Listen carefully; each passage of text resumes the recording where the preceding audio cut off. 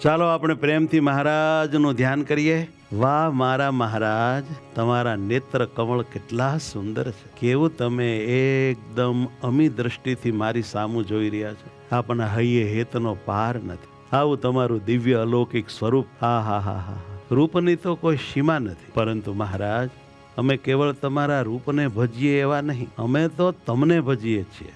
અનંત કોટી બ્રહ્માંડના રાજાને ભજીએ છીએ, સર્વના કારણને ભજીએ છીએ, સર્વના સ્વામીને, અંતર્યામીને, કંટ્રોલરને ભજીએ છીએ. રૂપ તમારું જે છે તે, પણ તમારી અનંત કોટી બ્રહ્માંડમાં વ્યાપીને રહેલી શક્તિને અમે વંદન કરીએ છીએ. તમારી સામર્થ્ય, તમારી કરુણા, તમારા દિવ્ય દિવ્ય ગુણોને અમે વર્યા છીએ. રૂપ તો છે જ, પણ જો અમે કેવળ તમારા રૂપમાં જ ખેંચાયેલા રહીએ તો રૂપ તો ક્યાંક બીજે પણ અમને જાણ્યા જોયામાં દેખ્યામાં આવે તો એમાંય ખેંચાઈ જવાય. પણ અમે તમારા ભગવાનપણાને ભજીએ છીએ, કેવળ કહેવાતા સુંદર સ્વરૂપને જ નહીં. અમે તમને ભેટીએ છીએ, સ્પર્શીએ છીએ, ચૂમીએ છીએ, તે તો તમને સર્વના કારણ પુરુષોત્તમ નારાયણ જાણીને કરીએ છીએ, રૂપાળા જાણીને નહીં હો.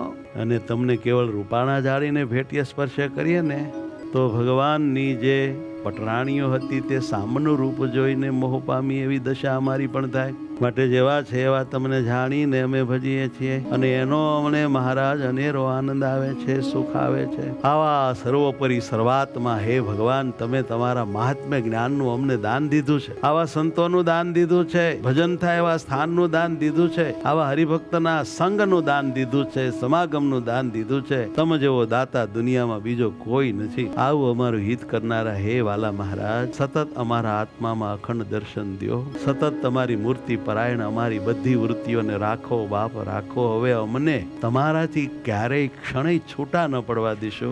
તમારી કામણગારી આંખો અમારી ઉપર કરુણા કરે છે, માટે તમે અમારી આંખોના તારા છો.